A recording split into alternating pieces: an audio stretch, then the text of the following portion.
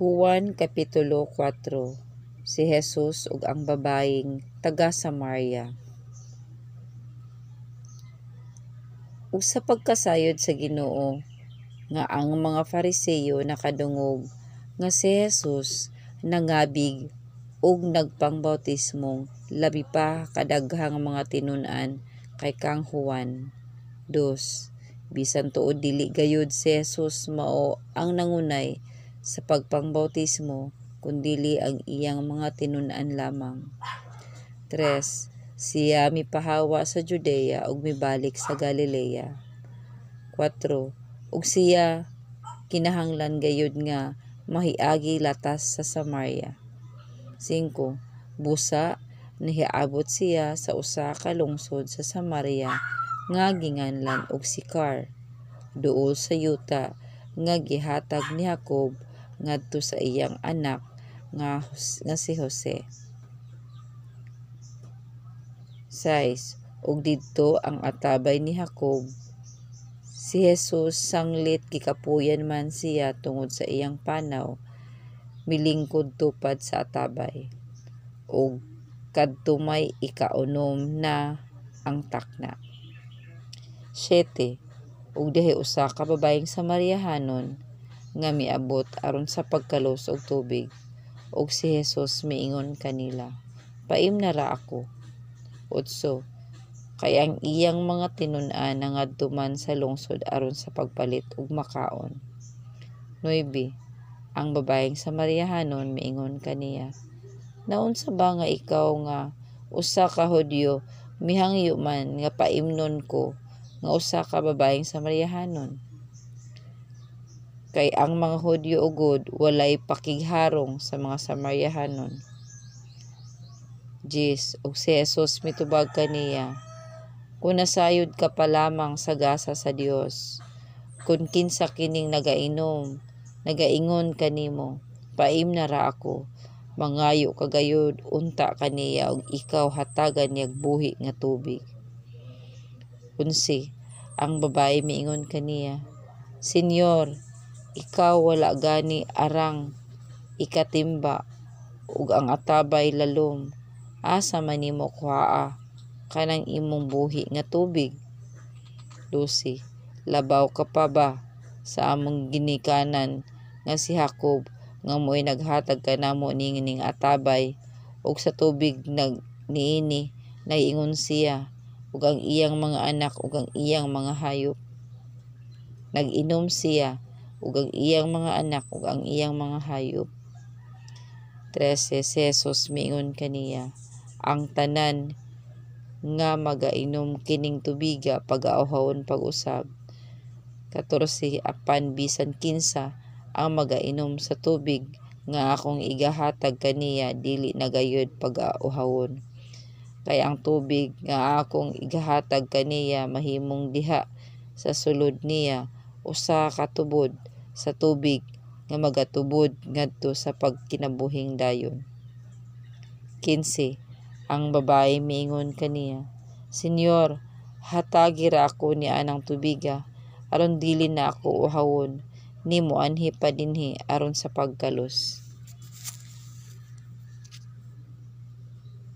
16.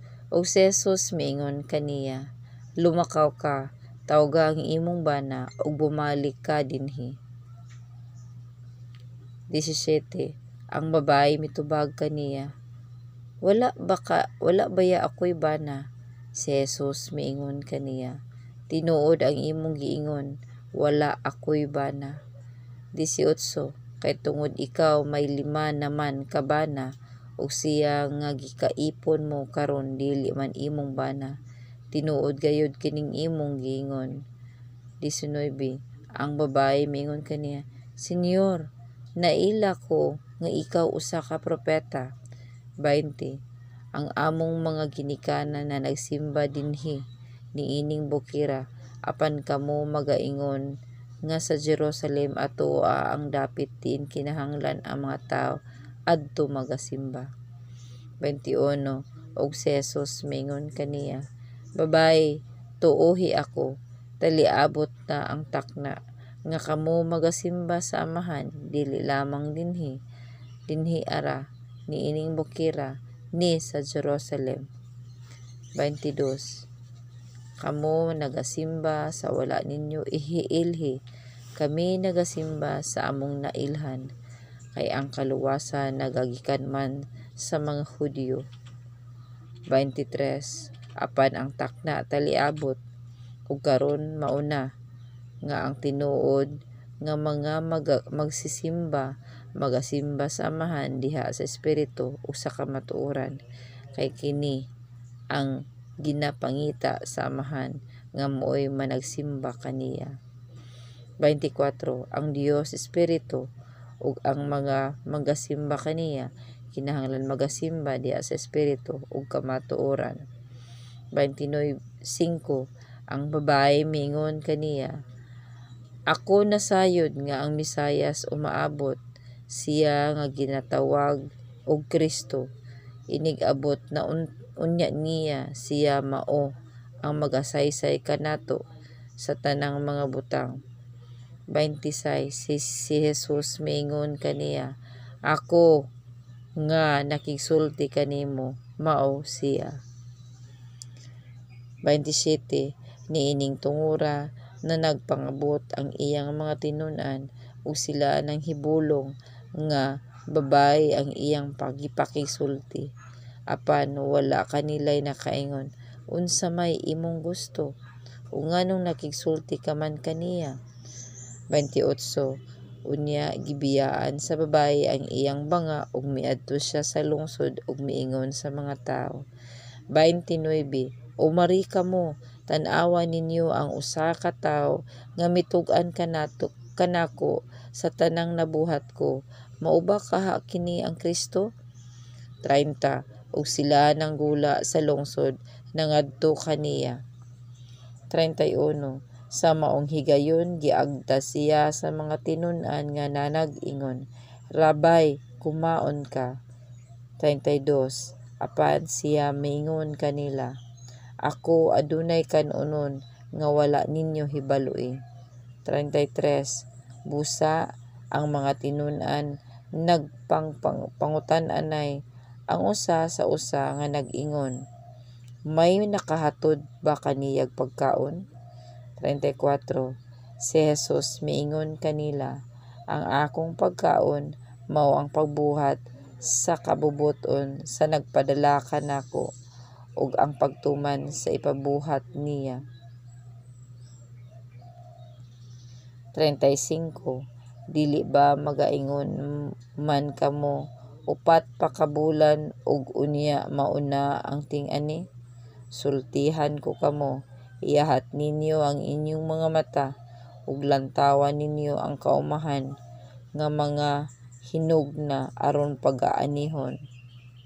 36. Siya nga nagaanhi, magadawat og suhol ug magahipos og bunga alang sa kinabuhi nga dayon, aron ang magpupugas ug ang mag-aani managduyog sa kalipay. 37. Kay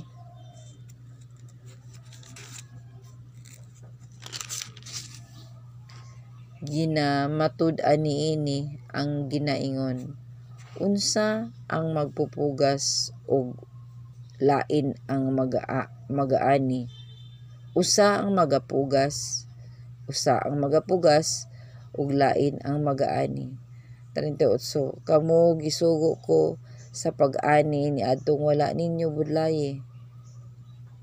Ang uban mao ang nanagbudlay ug kamo na nagpakaambit sa ilang binudlayan. 39. Ug daghang mga Samariahanon sa maong lungsod misalig kaniya tungod sa paghimatuod sa babae nga nag-ingon, siya mitug-an kanako sa tanang nabuhat ko. 40. Busa sa paghiduol kaniya sa mga Samariahanon, sila mihangyo kaniya sa pagpabilin uban kanila o siya mipabilin didtong duha kad adlaw. 41. Ug milabi pa kadaghan ang mituo kaniya tungod sa iyang pulong. 42. Unya mingon sila sa babae, kami nagatuo dili na tungod sa imong mga pulong, kay kami nagayod mao ang nakadungog kaniya, og among naila nga siya sa pagkatinuod mao ang manluluwas sa kalibutan. Ang pag-ayo ni Jesus sa anak sa ospisyal. 43. Tapos sa maong duha ka adlaw siya migikan padulong sa Galilea. 44. Kay si Jesus gayod nagapamatuod man nga ang propeta walay dungog diha sa iyang kaugalingong lungsod. 45. Busa sa pag-abot niya sa Galilea, ang mga Galileahanon nahinangup sa pagdawat kaniya sanglit ilamang nakita ang tanang gibuhat niya didto sa Jerusalem sa panahon sa fiesta, kay sila nahiadto man usab sa fiesta. 46. Busa nahiadto siya pag-usab sa Kana sa Galilea, diin gihimo gani niyang bino ang tubig, ug didto sa Capernaum may usa ka opisyal kinsang anak nga lalaki nagmasakiton.